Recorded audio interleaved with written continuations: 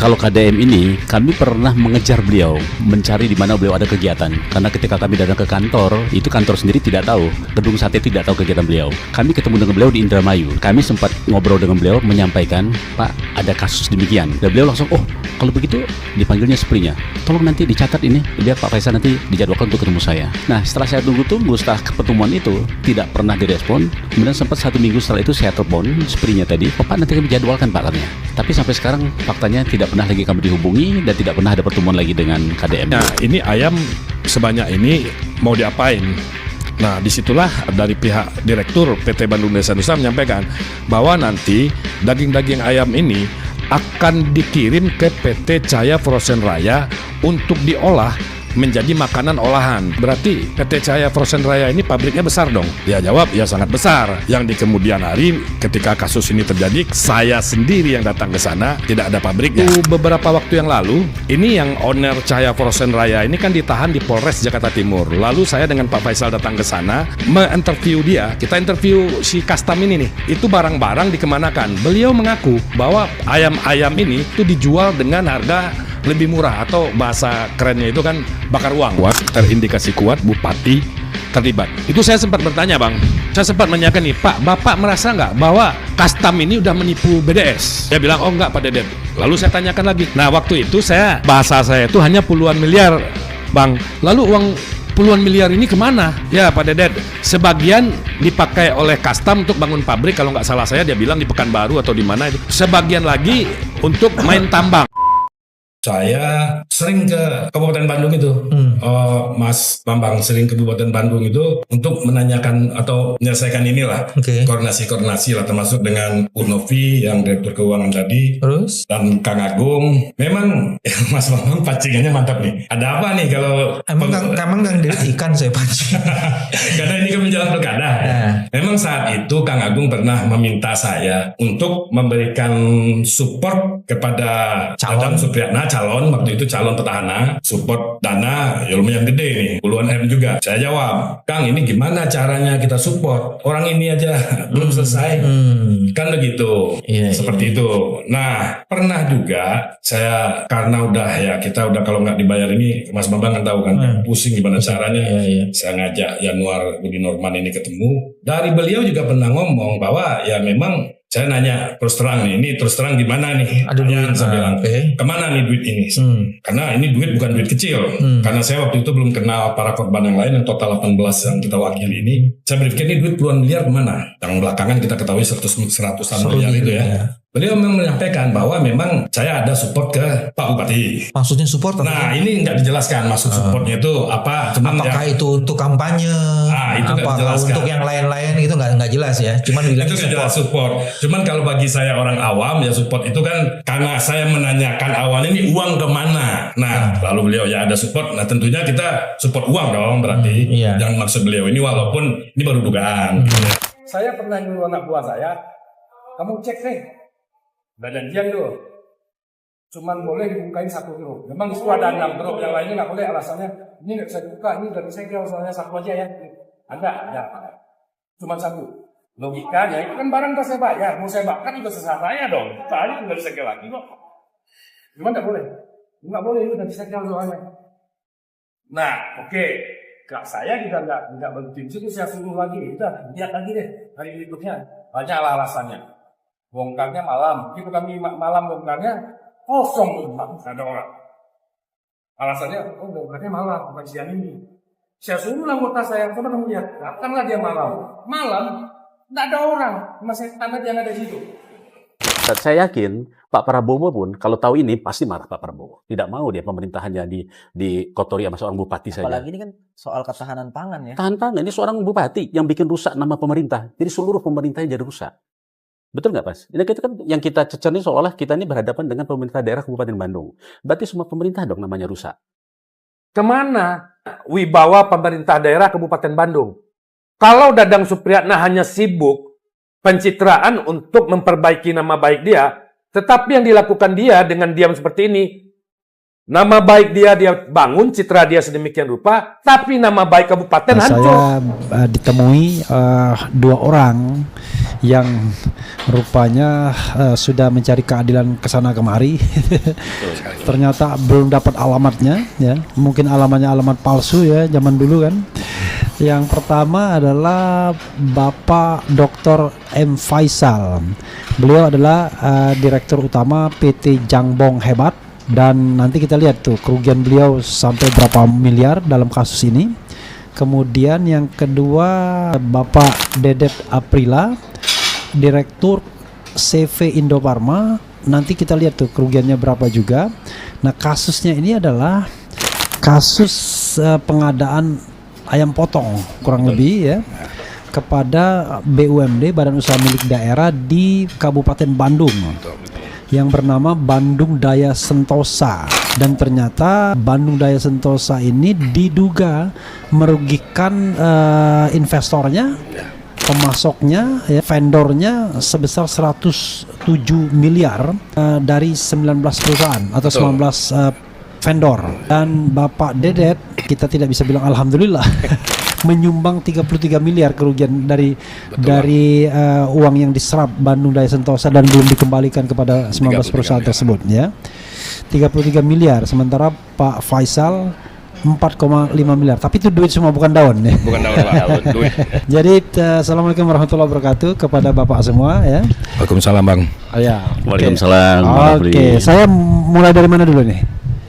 Pak Faisal ya. Boleh, Pak. Jadi Pak Faisal, seperti yang mudah kita lakukan ya, kita harus kronologis dulu.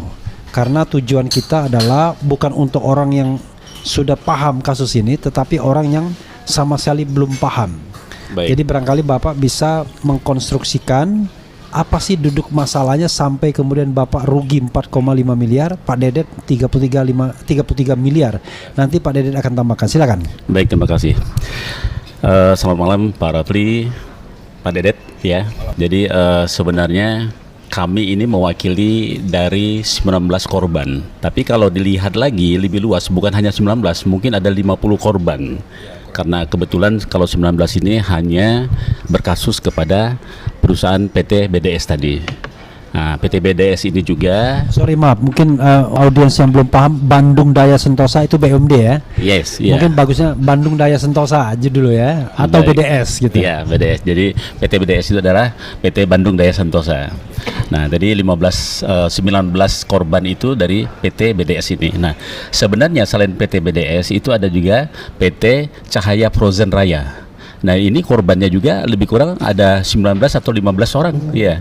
Jadi perusahaan ya. Jadi lebih kurang semuanya itu lebih kurang ada 50 perusahaan yang menjadi korban. Cukup banyak. Nah, jadi perlu kami jelaskan, tadi sudah disampaikan bahwa kami ini korban ketika kami bekerja sama dengan perusahaan daerah ini menyuplai ayam namanya BLD, ayam beku.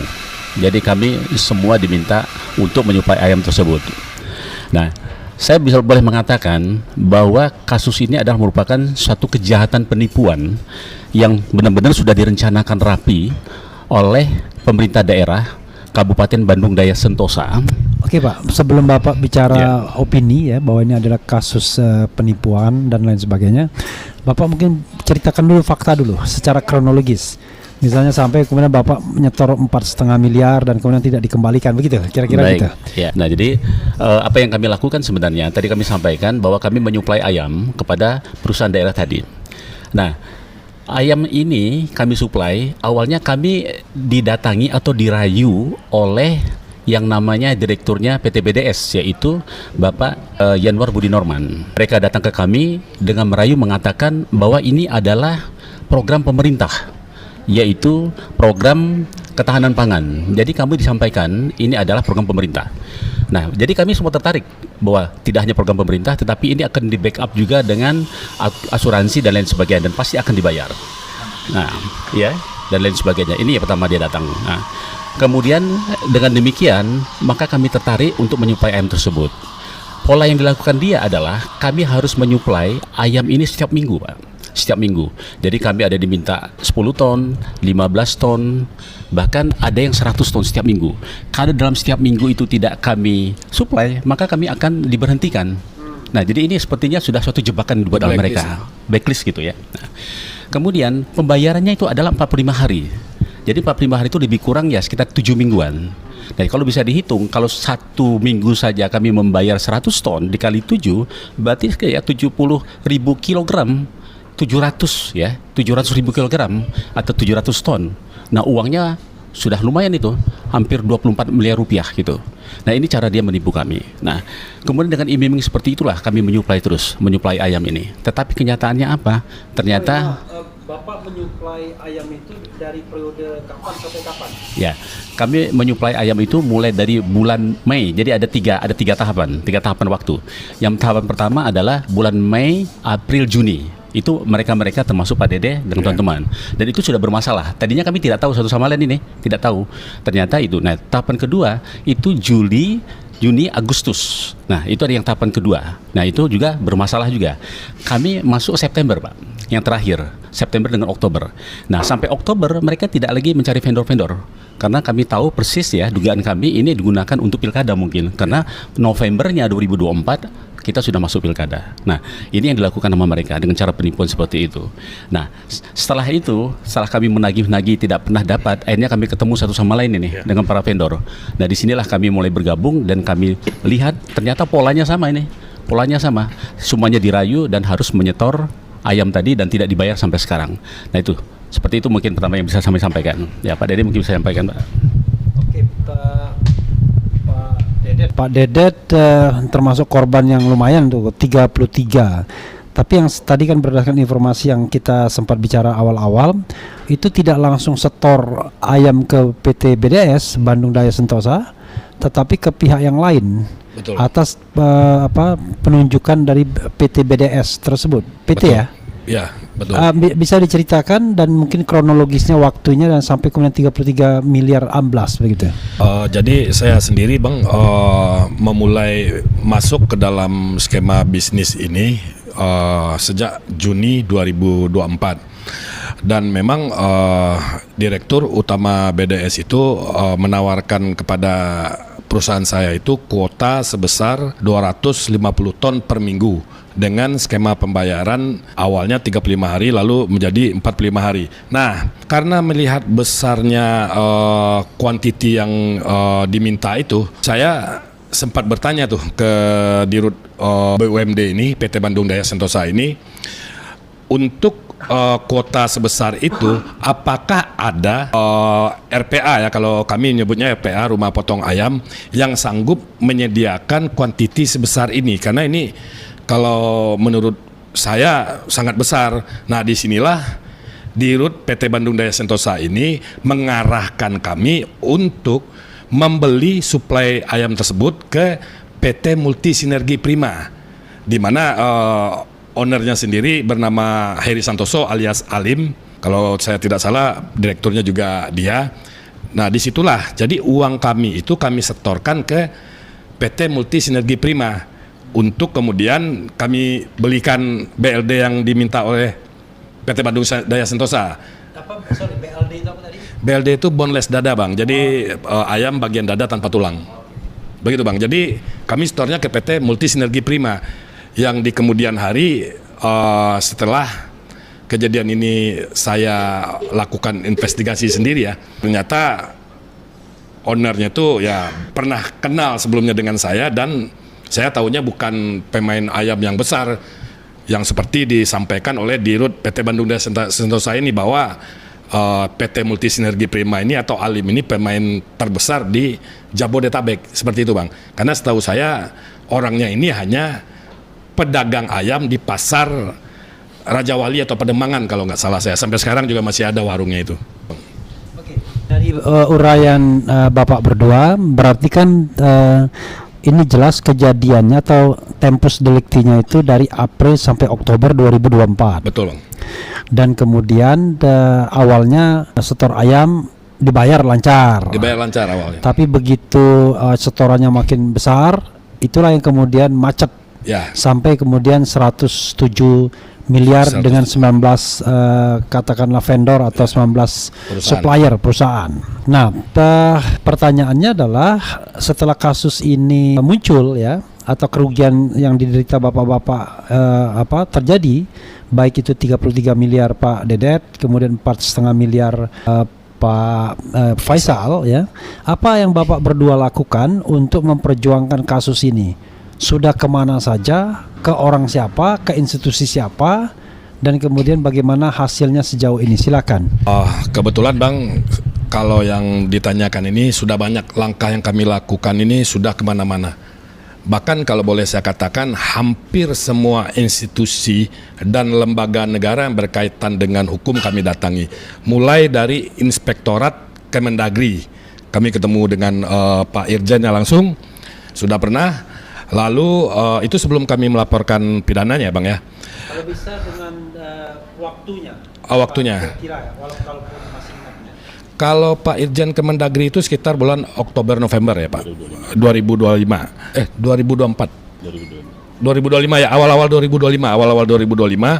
Nah, saya juga pernah bersurat ke Gubernur Jawa Barat Kang Deddy Mulyadi. Lalu bahkan sampai ke Presiden bersurat. Nah, Ombudsman juga pernah, dan terakhir melaporkan ke Polda Jawa Barat. Bahkan ada salah satu di antara kami yang jadi korban, Bu Vita, itu malah membuat kalau tipikor Dumas ya, pengaduan ke Kejaksaan Negeri Kabupaten Bandung sejak Januari 2025. Terakhir malah kami RDP ke DPR RI juga. Sudah banyak lah Bang, dan alhamdulillah sampai sekarang yang ditanyakan hasilnya apa, ya alhamdulillah saya belum melihat hasilnya. Tidak ada. Gitu Bang. Kalau boleh tahu ya, dari semua institusi yang dilaporkan itu ya, atau melapor, itu apa yang dilaporkan? Apakah ada sosok diduga yang melakukan penipuan ini, ataukah hanya melaporkan kejadian, atau bagaimana? Dan kemudian institusi mana yang sesungguhnya menanggapi lebih baik, atau ada tanggapan yang barangkali penting disampaikan? Silakan. Kalau melaporkan Bang, saya melaporkan tindak pidana dugaan penipuan dan penggelapan di Polda Jawa Barat. Itu yang memang yang terlapornya itu adalah Dirut PT Bandung Daya Sentosa, Yanuar Budi Norman. Tapi di situ karena waktu itu ada yang menyampaikan bahwa laporan saat ini di LP itu kan tidak boleh pakai dan kawan-kawan. Jadi kita misalnya Yanuar Budi Norman dan kawan-kawan tidak ada. Tetapi memang di LP saya itu menyebutkan Multi Sinergi Prima dan Cahaya Frozen Raya. Di LP saya itu ada tertulis di situ 2 nama perusahaan itu. Nah, dari sekian banyak kami bersurat meminta atensi atau audiensi, hampir semuanya merespon Bang sebenarnya. Kalau saya katakan yang ditanyakan respon mana yang lebih bagus, hampir semuanya merespon. Tetapi kalau saya melihat responnya itu masih ya normatif-normatif saja. Artinya konkretnya ke depan mau seperti apa, itu yang belum kami temukan. Misalnya contoh Bang, saya bersurat untuk beraudiensi dengan Bapak Presiden Prabowo Subianto, yang lalu direspon oleh Sekretariat Negara Setnek. Surat tersebut direspon untuk diteruskan ke Gubernur Jawa Barat. Saya bersurat itu kalau nggak salah akhir 2024, sekitar Oktober atau November juga. 2025 Bang, Oktober atau November. Lalu direspon di bulan Desember surat tersebut yang bunyinya kira-kira Setnek ini mengarahkan, karena kasus ini terjadinya di daerah, lalu Setnek mengarahkan ke Gubernur Jawa Barat Kang Deddy Mulyadi. Bahkan surat itu pun dari Setnek ditujukan ke Kang Deddy Mulyadi. Nah, sampai sekarang juga belum ada respon dari beliau. Tapi kalau ditanyakan, saya juga pernah bersurat langsung ke Gedung Sate itu untuk beraudiensi dengan Kang Deddy Mulyadi. Nah, lalu yang terakhir yang merespon kita itu adalah belum merespon sama sekali. Baik respons dari Setnek, surat Setnek, maupun respon saya langsung surat, enggak ada respon. Tapi pernah memang ada orang yang katanya atau staf ahli atau apalah ya, atas arahan Pak KDM, atau tenaga ahli atas arahan Kang Deddy Mulyadi, menghubungi saya dan kami sempat ketemu di Bandung. Saya disuruh ke Bandung waktu itu, ada dengan korban lain juga, Bu Heni kalau nggak salah waktu itu. Beliau menyampaikan bahwa ini sudah jadi perhatian Kang Deddy Mulyadi karena viral di. Bu Heni itu Heni siapa lengkapnya? Heni Kurniawati, korban juga Bang. Korban juga berapa? Korban. Sekitar 9 miliar. 9 miliar Bu Heni. Nah, waktu itu yang TA atau staf ahlinya ini mengatakan bahwa kemungkinan KDM akan mengundang kami untuk ketemu membicarakan ini. Tapi ya lagi-lagi Bang, alhamdulillah sampai hari ini bahkan saya chat beliau pun belum ada respon. Kalau nggak salah terakhir malah kayaknya di contreng 1 tuh kalau saya WA gitu Bang. Bisa saya tambahkan sedikit Bang. Jadi kalau KDM ini kami pernah mengejar beliau, mencari di mana beliau ada kegiatan. Karena ketika kami datang ke kantor, itu kantor sendiri tidak tahu, gedung sate tidak tahu kegiatan beliau. Nah, sekitar bulan Mei tahun 2025, kami ketemu dengan beliau di Indramayu, sedang ada kegiatan dengan membuat panggung gitu seperti biasanya dengan masyarakat di sana. Nah, disitulah kami sempat ngobrol dengan beliau, menyampaikan, Pak, ada kasus demikian, kami sampaikan dengan beliau. Karena waktu itu di panggung jadi tidak punya waktu lama. Dan beliau langsung, oh kalau begitu dipanggilnya seprinya, tolong nanti dicatat ini, dicatat, nanti suruh bulan Mei tahun 2025 Pak, waktu itu di Indramayu. Saya ketemu, waktu itu lagi panggung. Dan tolong catat katanya, biar Pak Faisal nanti dijadwalkan untuk ketemu saya. Nah, setelah saya tunggu-tunggu, setelah pertemuan itu tidak pernah direspon. Kemudian sempat 1 minggu setelah itu saya telepon seprinya tadi, karena saya punya nomor teleponnya juga. Oh Pak, nanti kami jadwalkan Pak katanya. Tapi sampai sekarang faktanya tidak pernah lagi kami dihubungi dan tidak pernah ada pertemuan lagi dengan KDM itu. Seperti itu Pak. Ya. Ya. Yang menarik adalah kan ini antara supplier 19 perusahaan dengan PT BDS Bandung Daya Sentosa yang merupakan BUMD. Saya juga mendengar ya, karena juga saya sempat membaca, kemudian bapak-bapak juga kirim WA ke saya bahwa ada juga menengarai keterlibatan, diduga ya, keterlibatan Bupati Bandung, Bupati Kabupaten Bandung, tanpa menyebut namanya siapa, pokoknya itu ya, karena yang kita permasalahkan institusinya, institusi ibaratnya kepemimpinannya. Nah, apa dasar bapak-bapak kemudian menyebut-nyebut dugaan keterlibatan Bupati Kabupaten Bandung tersebut? Baik. Yang pertama, saya kembali lagi pada waktu kami mulai pertama kali untuk ikut menjadi vendor di sana.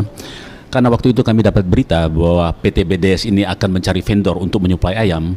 Karena untuk meyakinkan tersebut, kami pernah datang ke Kabupaten Bandung ingin ketemu dengan Bupati waktu itu. Nah, tapi waktu itu tidak ketemu berapa kali.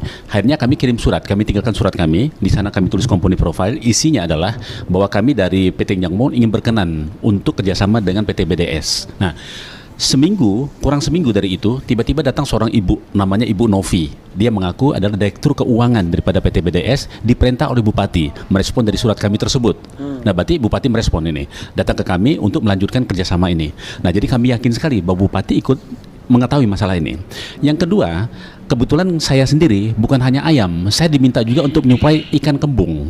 Ikan kembung dengan waktu itu ya sesuai telah bertemu, ada perjanjian, harganya segala macam, kami kirim 8 ton waktu itu. Nah, ikan kembung ini permintaan atas dari Dinas Ketahanan Pangannya Kabupaten Bandung.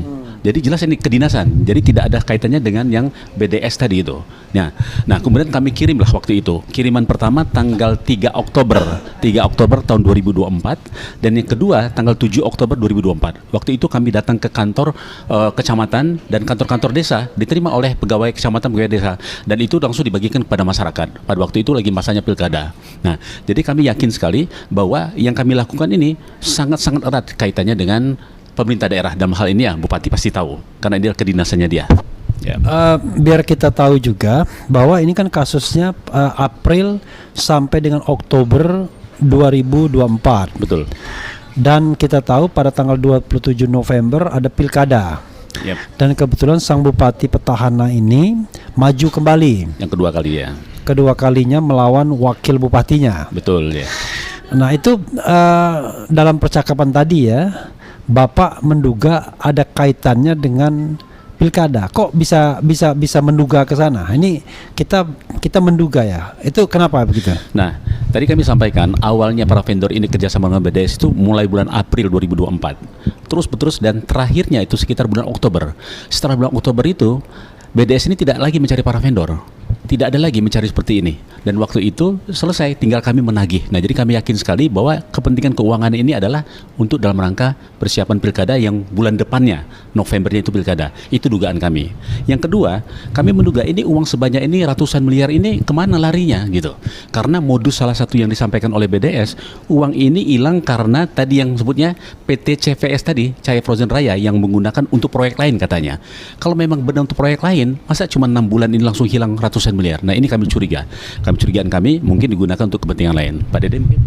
Sebelum ditambahkan Pak Dedet, jadi PT Cahaya Frozen Raya itu adalah pihak ketiga ya, antara supplier BUMD Bandung Daya Sentosa, dan Bandung Daya Sentosa menggandeng PT Cahaya Frozen Raya. Itu bisa dijelaskan itu?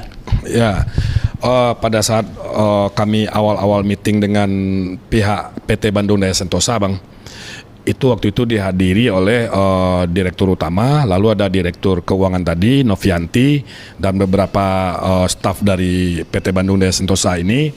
Memang mereka menyampaikan bahwa ini adalah program ketahanan pangan. Nah, lalu saya bertanya, ini ayam sebanyak ini mau diapain?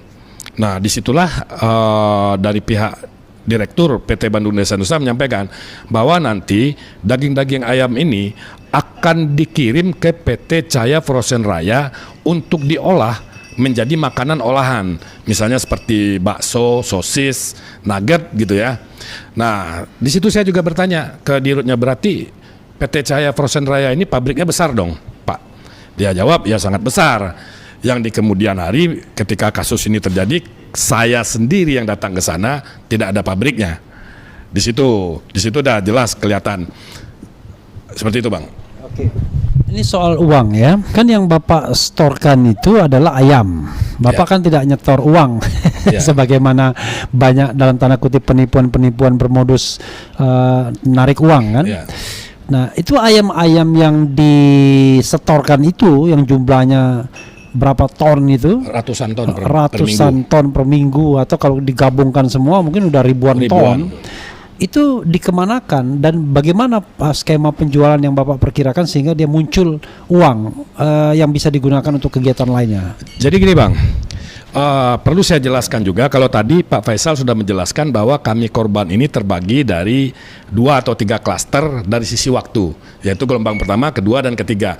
Nah, ada juga, Bang, kalau dari sisi jenis barangnya ya, itu ada 2 juga. Ada yang betul-betul mengirimkan ayam real, memang ada barangnya real, dan ada juga yang hanya setor uang.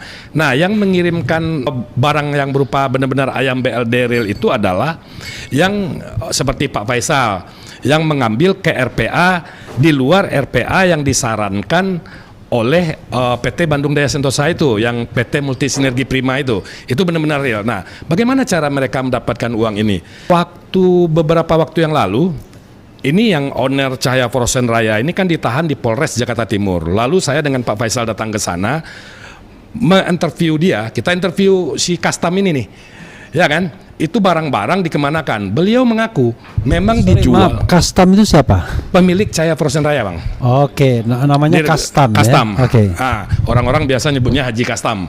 Nah, di situ custom ini mengaku bahwa ayam-ayam ini atau yang benar-benar kirim berupa ayam ya, itu dijual dengan harga lebih murah, atau bahasa kerennya itu kan bakar uang.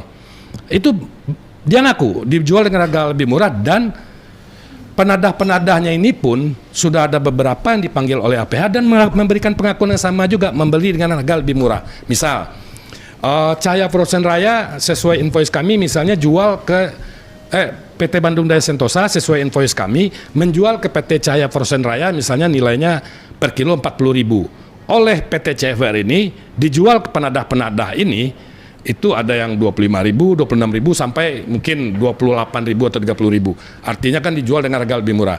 Nah, itu yang dari sisi benar-benar ada barangnya real.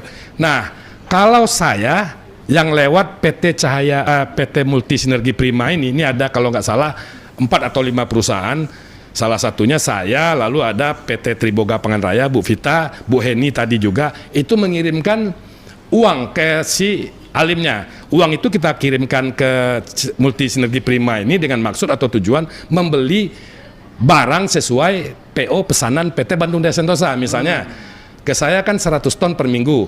Begitu saya terima pesanan dari PT Bandung Daya Sentosa, saya beli ke PT Multi Sinergi Prima sesuai arahan dari Dirut PT Bandung Daya Sentosa itu.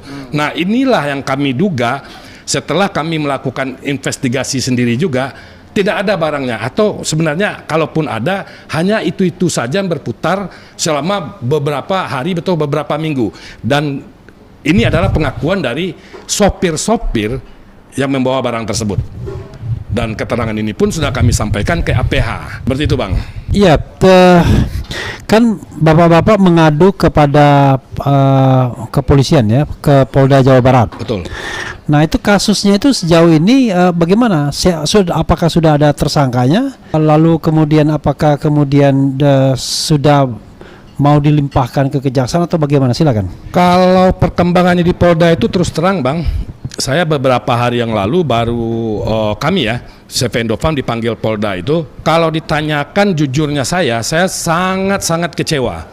Bahkan kalau boleh dikatakan kekecewaan saya. Kapan dilaporkannya kasus ini ke Polda Jawa Barat? Saya melaporkan 3 Mei 2025, Bang. Oke. Lalu naik sidik itu kalau nggak salah itu sekitar bulan Agustus 2025. Setelah ada waktu itu kami melakukan podcast dengan salah satu tokoh nasional juga dan sempat heboh atau viral, naik sidik bulan Agustus. Tetapi setelah naik sidik itu sampai sekarang nggak ada perkembangan apa-apa. Bahkan kalau saya baca kan saya selalu minta tuh SP2HP namanya, Bang ya. SP2HP itu nggak bergerak, hanya situ-situ pemanggilan saksi. Bahkan ada saksi yang dipanggil beberapa kali tidak datang-datang. Dan saya melihat, ya mohon maaf saya ngomong, boleh saya mengungkapkan kekecewaan saya ya, Bang ya, terhadap penanganan hukum kasus ini. Kalau saya melihat tidak ada upaya apa-apa, kecuali hanya manggil secara normatif saja dari Polda Jawa Barat. Misal contoh, kami datang sendiri ke ekspedisi kendaraan yang dipakai, yang nama kendaraan tersebut tercatat di BAST, berita acara serah terima barang. Kami datangi, kami interview. Sebenarnya di situ kelihatan jelas bahwa tidak ada sebenarnya bisnis ini. Kalau polisinya mau turun, bahkan ya kalau saya ngomong, Bang, pemanggilan terakhir itu kayak ngulang lagi dari awal. Kalau saya lihat kayak minta keterangan pemanggilan lagi, terakhirnya kapan? Gimana, Bang? Pemanggilan terakhirnya kapan? Rabu kemarin, Bang. Rabu tanggal berapa dia? Rabu ya. Hari Rabu, tanggal 4 apa tanggal 4 Tanggal 4 Maret 2026 ini. Oke. Ya. Gitu, Bang. Nggak ada perkembangan apa-apa. Oke, kan ini kan sudah naik ke penyidikan. Ya. Sejauh ini belum ada tersangkanya. Belum. Tadi yang ditahan siapa? Yang ditahan itu owner dari Cahaya Frozen Raya itu atas laporan korbannya langsung. Jadi gini, Bang, saya jelaskan dulu. Ada korban ini yang langsung masuk ke BDS, tapi ada juga korban yang atas arahan dari Dirut PT BDS ini, Yanuar Budi Norman ini, untuk langsung kirim ke Cahaya Frozen Raya. Nah, kawan kami yang mengirimkan langsung ke Cahaya Frozen Raya ini dari PT Agro Langgeng, dialah yang melaporkan Cahaya Frozen Raya ini ke Polres, kalau nggak salah saya Polres Jakarta Timur, dan akhirnya berhasil menjadi tersangka dan saat ini dalam proses sidang. Jadi ada dua jenis nih, Bang, yang lewat BDS atau diarahkan langsung ke Cahaya Frozen Raya, termasuk Pak Faisal seperti itu. Oke, jadi Cahaya Frozen Raya pemiliknya itu sudah ditahan, tetapi untuk kasus yang bukan Bapak laporkan ya, kasus lain ya. Kasus lain, tapi sama sebenarnya beririsan, ya, Bang. kurang lebih beririsan ya. Oke, silakan tambahkan Pak Faisal. Saya tambahkan, Pak. Sebenarnya secara besar, Pak, kasus BDS ini ada kaitannya dengan Cahaya Frozen Raya Haji Custom ini. Jadi bisa saya sampaikan bahwa, mohon maaf, dugaan saya, BDS ini melakukan penipuan dengan mengajak kerjasama dengan Cahaya Frozen Raya. Karena modus besarnya dia mengatakan, kenapa BDS belum bayar ke kami para vendor? Katanya Cahaya Frozen Raya ini belum membayar kepada BDS. Itu modus, Pak. Nah, kami tanyakan kemana uang itu? Katanya uang itu digunakan oleh Cahaya Frozen Raya, Haji Custom ini untuk membuat perusahaan-perusahaan lain hingga merugi. Ini perlu dibuktikan.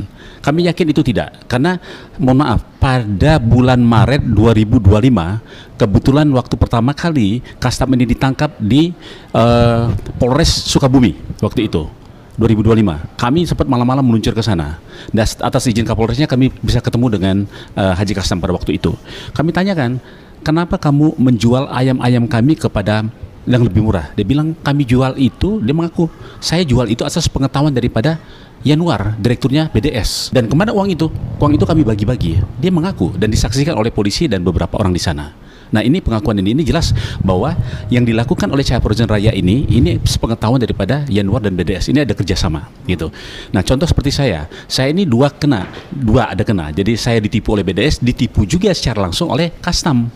Caranya bagaimana? Pada waktu itu setelah saya menyuplai lebih kurang 60 ton, saya dapat kabar bahwa BDS ini tidak benar. Makanya saya tolak, tidak mau lagi mengirim ke dia. Dia minta 100 ton. Nah, waktu itu Yanuar merayu saya, Bapak langsung saja ke Haji Custom. Nah, ketemulah saya dengan Haji Custom karena saya ingin tahu. Di situ Haji Custom ditemani oleh adiknya Yanuar, namanya si Muklis ya namanya. Kalau nggak salah itu Muklis. Ya. Adiknya Yanuar, ya. Nah, adik Yanuar itu ada perusahaan sendiri, perusahaan pribadinya Yanuar sendiri untuk meyakinkan bahwa nanti ini akan menjamin akan dibayar oleh Custom. Nah, ini kelihatan ada kerjasama yang erat antara BDS dan Haji Custom ini. Nah, jadi modus yang tadi kami sampaikan itu seolah-olah kenapa BDS belum dibayar Haji Custom karena Haji Custom ini menghilangkan uang, itu hanya modus. Jadi sekali lagi ada kerjasama erat penipuan antara Yanuar dengan Haji Custom ini. Itu. Ya. Sebelum ditambahkan tadi kaitannya dengan pilkada, tiba-tiba kenapa nama bupati ikut diseret-seret juga? Kalau saya melihatnya Bang, indikasi bupati terlibat kuat itu benar-benar kalau bagi saya pribadi nyata. Yang pertama untuk membuktikannya. Tadi kan saya saya sampaikan ke Abang bahwa ini owner Cahaya Frozen Raya ini di Polres Jakarta Timur berhasil menjadi tersangka atas laporan korban yang atas arahan Dirut PT Bandung Daya Sentosa untuk ngirim ke Cahaya Frozen Raya langsung.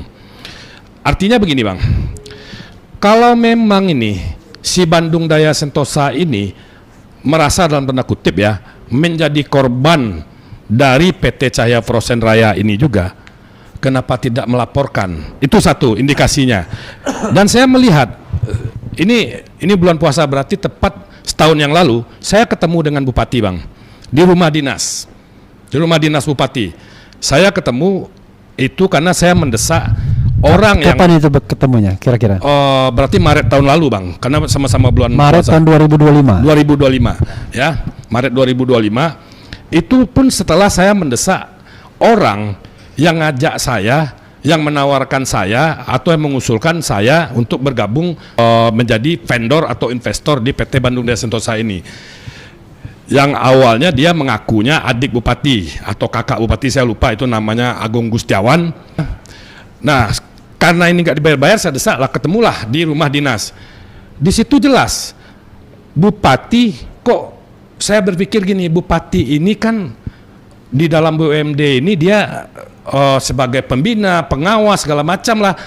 Maksudnya dalam jabatan dia itu tidak bisa dilepaskan dari aktivitas atau operasional BUMD ini. Tetapi malah cuci tangannya dalam artian menyalahkan hal ini sepenuhnya ke direksi PT Bandung Daya Sentosa. Saya nggak tahu menau kata dia. Tetapi ada satu hal yang krusial. Ini udah banyak saya sampaikan Bang.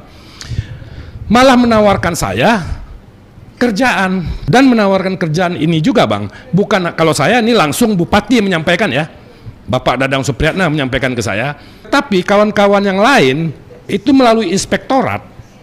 Kan waktu itu di akhir 2024 atau awal 2025 saya lupa, kami semua vendor-vendor ini dipanggil oleh inspektorat Kabupaten Bandung walaupun tidak bersamaan, mungkin satu hari 2 atau 3 vendor ya kan. Nah, tapi di situ inspektorat juga menawarkan kepada para korban ini, kalau kami menyebutnya korban atau vendor-vendor ini, untuk bergabung membuat suatu konsorsium agar nanti bisa diberikan proyek oleh Pemda atau Bupati. Nah seperti itu, jadi indikasi itu kuat. Maksud saya gini loh Bang, Bupati ini kan punya Forkopimda ya. Di situ ada Kapolres, ada Kejaksaan atau Dandim. Masa ya langkah hukum yang dilakukan untuk Cahaya Frozen yang katanya belum membayar ke BUMD ini hanya di PKPU saja. Nah ini juga menarik nih Bang. Pada saat itu mereka melakukan PKPU, pihak PT Bandung Daya Sentosa. PKPU itu kewajiban pembayaran utang, permohonan PKPU apa namanya? kewajiban pembayaran utang ya. Ya, gitu. Penundaan pembayaran utang. Oh, penundaan kewajiban pembayaran utang. Ya, gitu Bang. Jadi pada saat itu berproses, kami sempat dikumpulkan, diundang oleh pihak PT Bandung Daya Sentosa ini melalui lawyernya ya Bang ya. Walaupun pada saat itu ada beberapa orang tertentu termasuk saya juga, undangannya itu sangat mepet. Saya undangan sampai ke saya itu jam 2 malam besok kegiatan. Kalau Pak Faisal malah pagi, beliau berangkat ke Batam. Jadi Pak Faisal, jadi ada beberapa orang yang mereka hindari supaya tidak hadir dalam pertemuan itu. Tapi undangannya tetap dikirimkan walaupun mepet gitu loh. Tapi untungnya saya masih bisa keburu di situ. Di situ saya sempat menanyakan. Itu di video-video saya di medsos juga banyak itu Bang. Ke lawyernya, saya sempat menanyakan, Anda mem-PKPU-kan Cahaya Frozen Raya ini, tahu enggak Anda asetnya? Dia jawab, ya asetnya 200-300 miliar. Oh, kalau segitu saya pikir cukup nih, bisa dipegang omongan Anda? Bisa. Tapi pada faktanya hari ini, bahkan kami ketemu dan bertanya ke kastamnya langsung, saya nggak ada duit Pak, kata dia. Kastamnya ngomong begitu. Pak Faisal sampai keras nanya, duit ratusan miliar lu bisa habis dalam waktu 6 bulan? Pak Faisal sampai keras nanya gitu waktu itu ya. Saya masih ingat wajahnya Pak Faisal keluar dari ruangan itu. Nah seperti itu Bang, jadi maksud saya bukan itu saja. Awal-awal saya juga bertanya ke Direktur Utama PT Bandung Daya Sentosa ini, termasuk Bupati juga. Pada saat saya ketemu yang Maret tahun lalu itu, tahun 2025 itu juga sempat mengatakan bahwa dia sudah menugaskan lawyer katanya untuk mem-PKPU-kan dan semua asetnya sudah dihitung. Mudah-mudahan cukup untuk bayar ini semua, kata dia. Seperti itu Bang. Ya, Pak Faisal. Posisi PT Frozen itu sekarang sudah dipilotkan. Proses pilot kalau info yang saya dengar terakhir Bang. Sudah diterima. Itu saya belum dapat laporan terakhir, tapi dalam proses persidangan untuk pilotan katanya sih begitu. Oke, silakan Pak Faisal mungkin menambahkan. Iya, hanya tambahkan sedikit saja. Jadi kembali lagi, PKPU yang dilaksanakan BDS kepada Cahaya Frozen itu modus Pak. Jadi itu hanya penipuan. Saya yakin sekali. Kenapa PKPU itu sampai diterima oleh pengadilan? Ya tentunya kan hanya berdasarkan bukti-bukti surat utang piutang lah seperti antara itu semua itu dibuat seolah-olah itu ada. Karena apa? Saya tidak yakin dengan cara kerjanya daripada pengacaranya beliau. Pengacaranya BDS namanya Pak Rahmat. Beliau itu pernah menipu saya terang-terangan ketika kami buat perjanjian dengan Yanuar, direkturnya PT BDS. Ya, ini karena Pak Rahmatnya tidak ada, jadi Bapak bisa pertanggungjawabkan ya pertanyaan. Ya. Karena bagaimanapun kan ada juga prinsip untuk cover both side ya kan. Yep. Jadi ini saya bisa terima, tetapi kalau misalnya Pak Rahmatnya komplain apa ya harus diakomodir gitu. Betul. Silakan. Jadi kenapa saya berani menyampaikan demikian? Pak Rahmat itu tanda tangan di surat perjanjian yang dibuat oleh Yanuar kepada kami untuk meyakinkan bahwa Yanuar itu pasti akan bayar. Berarti itu salah satu bentuk penipuan juga. Ketika dia batal membayar itu, saya tanya dengan Pak Rahmat, dia malah menghilang, tidak mau tanggung jawab. Itu satu bukti bahwa jadi saya melihat bahwa semua PKPU dan modus-modus ini adalah merupakan khayalan saja yang dibuat mereka untuk membuat seolah cerita ini tidak terkait dengan masalah pidananya, tetapi perdata, bisnis to bisnis, menurut mereka seperti itu. Mungkin ada sedikit lagi Bang, saya tambahkan kenapa saya bisa mengatakan terindikasi kuat Bupati terlibat. Karena waktu ini terakhir saya ketemu di Rut PT Bandung Daya Sentosa ini, Yanuar Budi Nurman itu tanggal 14 September 2024 di Sentul di mana Cibubur, Grand Cibubur itu Grand City Cibubur. Itu saya sempat bertanya Bang, saya sempat menanyakan nih Pak, Bapak merasa nggak bahwa Kastam ini udah menipu BDS? Dia bilang oh enggak Pak Dedet. Lalu saya tanyakan lagi, nah waktu itu saya bahasa saya itu hanya puluhan miliar Bang, karena waktu itu saya belum kenal kawan-kawan yang lain termasuk Pak Faisal. Saya berpikir korbannya itu hanya perusahaan saya saja. Jadi saya bertanya, lalu uang puluhan miliar ini kemana? Nah, dijawablah sama Dirut itu, ya Pak Dedet, sebagian dipakai oleh Custom untuk bangun pabrik, kalau nggak salah saya dia bilang di Pekanbaru atau di mana itu, Pekanbaru kalau nggak salah. Lalu sebagian lagi untuk main tambang timah atau tambang nikel, saya lupa. Nah, dia juga menyampaikan, dan kita juga ada support ke bupati. Support ke bupati. Kalau saya ini, kita paham lah, ini pilkada, kalau support, karena pikiran saya, kalau support pikiran dan tenaga, nggak mungkin. Orang di Dirutnya ini, kan di Dirut PT Bandung Daya Sentosa yang harusnya berkantor di Bandung. Di kantornya BDS itu, PT Bandung Daya Sentosa. Dia nggak pernah di kantor kok, selalu di Jakarta orangnya. Januari ini kan tidak mungkin support tenaga atau support pikiran, ya pasti support duit. Disitulah saya berpikir, oh jangan nih duit ini nih dipakai untuk kampanye atau biaya pilkada nih oleh petahana yang bernama Dadang Supriyatna ini, itu Bang. Ya ini serius ya. Serius ini Bang, serius ini. Jadi Saya pertanggungjawabkan. Anda bisa pertanggungjawabkan ya. Dan kepada yang bersangkutan kalau keberatan juga boleh menyampaikan keberatannya, karena memang itu prinsip jurnalistiknya kan, harus ada memberikan kesempatan pihak lain. Oke.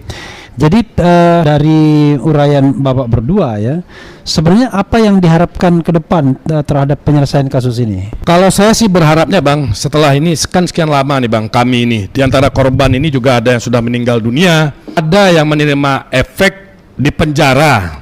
Itu efek domino dari masalah ini.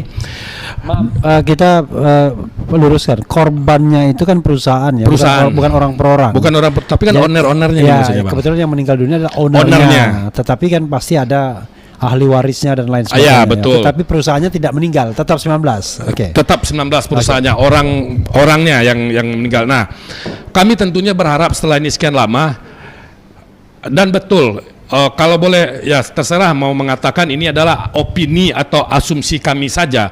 Tapi kalau dilihat kasat mata, bisnis BUMD ini kan ada SOP nih Bang, yang harus dilakukan baik oleh pengurus BUMD-nya ataupun pengawas BUMD-nya, dan di mana bupati juga melekat dalam jabatannya terhadap BUMD ini, minimal sebagai pembina dan pengawas, kan gitu Bang. Nah, indikasinya itu sangat banyak. Bahwa ini memang pure kejahatan murni, terstruktur dan masif, bukan murni bisnis yang seperti mereka sampaikan. Kenapa saya bisa katakan seperti itu? Yang pertama, indikasinya awal-awal yang dikatakan bahwa ini pabrik besar, itu pabrik tidak ada. Loh, ini BUMD dengan direktur utama yang profilnya sangat tinggi, boleh saya katakan mantan dirut PT Pupuk Iskandar Muda dan PT Rekayasa Industri yang merupakan BUMN besar. Masa ya nggak ada analisa bisnisnya, main kirim-kirim aja? Dan itu nggak kira-kira Bang, ratusan ton per minggu ngirim ke tempat yang katanya mau diolah, ternyata pabriknya tidak ada. Loh, apa nggak pernah survei? Kita kan bisnis kecil aja, warung kaki lima aja kita minimal, jualan di situ tepi. Nggak menguntungkan nih, pasti ada analisa kita seperti itu. Ini bisnis ratusan miliar dilakukan dengan asal-asalan seperti ini. Di mana juga pengawasan bupatinya. Nah, di situ saya berharapnya Bang, APH ini untuk objektif gitu loh. Jangan sampai, ya ini kan udah beredar di masyarakat ini Bang, baik itu pihak Kejaksaan Negeri Kabupaten Bandung ataupun Polda Jawa Barat ataupun APH kawan-kawan ini kan banyak mengadu di tempat lain juga. Ada yang di Jakarta atau di Jogja juga ada kalau nggak salah saya itu, untuk objektif melakukan ini. Nah, ada catatan saya sedikit Bang. Untuk Polda Jawa Barat ini saya agak bingung dengan sedemikian banyaknya hal yang harusnya bisa digarap di sini, tetapi kok terkesan dalam tanda kutip melempem gitu loh. Nah, makanya saya kemarin itu Bang juga menerima sedikit, kalau boleh saya tambahkan nih Bang ya. Ada info bahwa Polda Jawa Barat menerima hibah nih dari Pemda Kabupaten Bandung, dana hibah sebesar 19 miliar. Nah, untuk APBD tahun berapa? Tahun 2026 ini Bang, saya punya datanya. Ya. Ya kan? Sudah atau akan? Sudah, oke. kan kalau sudah keluar itu saya pegang 2000 lembar ya struktur APBD itu. Ada yang kirim ke saya. terus terang hati saya terluka, Bang. Terlukanya itu begini. Di tengah penanganan kasus ini, lalu Pemda Kabupaten Bandung memberikan hibah ke Polda Jawa Barat sebesar 19 miliar. Bagi saya itu nggak ada masalah sebenarnya. Hak bupati, hak pemerintah. Dia mau memberikan hibah kemana. Dan memang itu diperbolehkan. Akan tetapi yang menjadi catatan saya, ini diberikan pada saat defisit anggaran yang terjadi di kabupaten itu. Bupati berkali-kali ngomong di medsos atau di mana, anggaran dipotong segala macam, bahkan ada gaji guru pada waktu itu cuma 500.000 sebulan, yang harusnya mungkin 19 miliar ini prioritas untuk ke kabupatennya dulu, tapi diberikan. Timbul pikiran saya, Bang, jangan-jangan nih melempem gara-gara ini nih, 19 miliar ini. Ya saya boleh dong sebagai masyarakat menduga-duga. Apalagi saya sebagai pelapor yang kasusnya kalau jalan di tempat masih jalan juga, Bang. Kalau ini bukan jalan di tempat, duduk di tempat, saya katakan seperti itu. Masa dengan kecanggihan pemikiran penyidik-penyidik kita bongkar ini aja nggak bisa? Kalau saya compare nih, Bang, saya compare aja nih. Saya juga pernah bertanya ke Kejari Kabupaten Bandung. Kejari menyampaikan seharusnya nih, Pak, kalau yang di Polda itu kami menangani kan kasusnya pidana umum. Sambil mengginikan tangannya, Bang, semudah membalikan telapak tangan katanya. Itu orang Kejari yang ngomong loh. Orang Kejari ya? Orang Kejari yang ngomong, Kejari Kabupaten Bandung. Orang Kejari bukan Kejarinya ya? Ya bukan, orang Kejari, ya kejaksa yang di Kejaksaan Kabupaten Bandung itu. Dia mengatakan itu, Bang, karena saya bertanya, ini kasus korupsinya gimana? Kan, ini banyak yang mau saya sampaikan nih, Bang. Ini gimana, Pak, kasus korupsinya, Pak Dedet? Kalau kasus korupsi ini emang nggak rumit kita perlu memanggil ahli, perlu audit independen segala macam, dan kini sekarang lagi berproses. Lalu dia mengatakan, tapi yang di Polda Jawa Barat, yang pidana umumnya, bagi kami, kata dia balikkan telapak tangannya. Semudah membalikan telapak tangan harusnya, kata dia. Tapi faktanya, kok saya melihat lebih rumit kasus pidana umumnya daripada tipikornya. Kalau Kejari itu, Bang, ada lagi hambatannya, Bang. Saya buka-bukaan aja di sini nih. Pihak Kejari meminta kepada PPATK beberapa rekening untuk dicek. Saya akan bertanya hambatannya apa. Hambatannya salah satu. Pihak Kejari atau Kejari? Kejari, kejaksaan ya, bukan kepala kejaksaan. Bukan. Ya? Okay. Kejaksaan Negeri Kabupaten Bandung, penyidiknya meminta PPATK untuk ngecek atau apalah beberapa nomor rekening yang dicurigai itu sejak bulan Desember. Ada suratnya juga saya lihat. Sampai sekarang PPATK belum menanggapi katanya. Itu salah satu yang menghambat. Nah, saya bingung, Bang. Kalau semua nih saluran yang harusnya bisa bongkar kasus ini ditutup, lalu kemana lagi korban-korban ini kami ini minta keadilan? Seperti itu, Bang. Oke, waktu udah nggak terasa ya, udah hampir 1 jam juga kita ngobrol begini. Mungkin closing statement dimulai dari siapa? Silakan. Baik, terima kasih. Saya menganggap bahwa ini adalah kasus kejahatan penipuan yang sudah direncanakan sebelumnya oleh pemerintah daerah Kabupaten Bandung dengan menggunakan program pemerintah sebagai alat untuk penipuan. Jadi dia menawarkan seperti itu yang dibungkus dengan bisnis to bisnis. Jadi sekali lagi ini adalah sudah direncanakan dengan rapi sekali sehingga terbentuklah modus yang terjadi seperti ini. Itu saja. Jadi kami mengharapkan agar ini dibongkar sejelas-jelasnya. Kalau tidak, ini akan merugikan bukan hanya kami saja, tapi merugikan pihak-pihak yang lain juga. Demikian. Kalau dari saya juga sama, Bang. Saya berharap kasus ini ditangani dan ditegakkan seadil-adilnya. Sebab apa? Kalau saya melihat ini tidak ditangani secara objektif, berarti APH melindungi penjahat dong kalau seperti ini. Lalu siapa yang melindungi kami pelaku-pelaku usaha ini? Apakah tidak dipikirkan berapa banyak orang di belakang kami, karyawan-karyawan kami yang terdampak karena kasus ini? Dan kedepannya apa ini tidak akan jadi presiden buruk untuk dunia bisnis? Itu aja, Bang, kalau dari saya, Bang.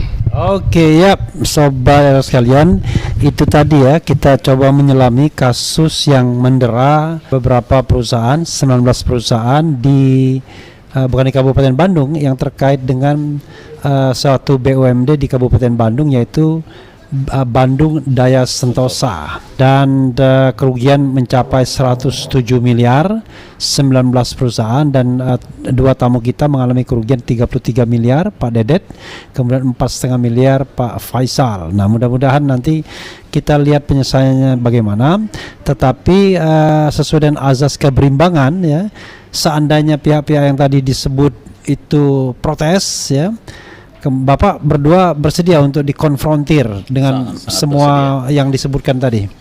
Sangat bersedia. Kami Oke. tunggu. Oke, jadi kita kan harus juga memberikan kesempatan pihak lain untuk menggunakan hak jawabnya, karena kita kebetulan memang tidak ada pihak lain kan. Tetapi bagi saya walaupun tidak ada pihak lain, tetapi tetap membuka kesempatan, karena ini kelebihannya YouTube channel dibandingkan televisi. Kalau televisi kan langsung dua pihak, karena kesempatan yang lainnya agak susah. Jam tayangnya juga nggak bisa dibuat sama atau semewah kalau di YouTube seperti ini. Mudah-mudahan apa yang kita sampaikan ini bisa bergema dan kemudian mendapatkan perhatian pihak-pihak lain, termasuk pihak istana yang pernah dikirimi surat, termasuk Gubernur Jawa Barat Deddy Mulyadi yang juga pernah dikirimi tembusan oleh Setnek dan kemudian langsung dari pihak korban, dan termasuk juga Polda Jawa Barat yang sudah dilaporkan tindak pidananya, yang katakanlah pihak dari Kejaksaan Negeri Kabupaten Bandung mengatakan semudah membalikkan telapak tangan kalau cuma sekedar memproses kasus pidananya. Sama kalau saya kasus ijazah Jokowi itu juga semudah membalikkan telapak tangan sesungguhnya untuk membuktikannya soal kepalsuannya itu.